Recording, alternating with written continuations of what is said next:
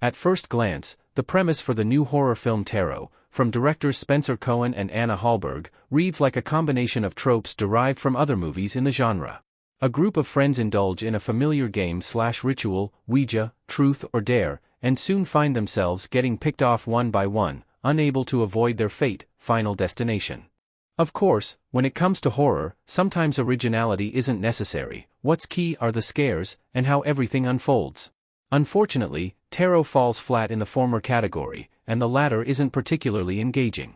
The concept of a scary movie revolving around tarot cards isn't a bad one, and Cohen and Hallberg do get in some clever moments. There are just too many elements that ultimately hinder Tarot's execution. It all begins with a group of college students enjoying a weekend away at a creepy old mansion to celebrate one of their birthdays. There are 7 main characters in total, and very few of them are given enough development to stand out. Tarot's biggest weakness lies in its characters.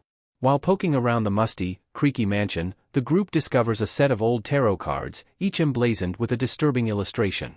Haley, Harriet Slater, with the ability to actually read the cards, is reluctant to do anything with them. It's a sacred rule that one must not use another person's tarot cards.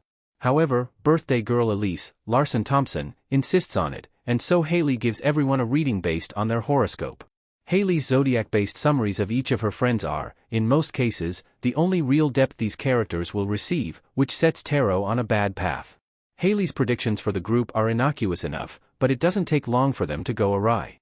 Each person is now fated to die in a way tied to their reading. For example, one unlucky soul is described as climbing the ladder of success, and they're later impaled repeatedly with a ladder. If we are meant to mourn these characters as they gradually meet their grisly ends, Tarot doesn't do the best job of showing it. Without real personalities or meaningful relationships, 2 of the friends are dating, but we can only tell based on the fact that they sit pressed up against each other. There's nothing for us to grasp onto and care about. Within the ensemble, Haley stands as the most defined character thanks to her position as the resident tarot reader and the fact that she actually has a backstory. Her ex-boyfriend Grant, Adane Bradley, also gets a little bit more to do because of that failed relationship, and MCU alum Jacob Batalon does all the work to give his character Paxton some actual dimension. Beyond that, Tarot doesn't do much to convince us about these characters and their connections, with awkward, and, at times, poorly delivered, dialogue and interactions filling in the spaces between kills.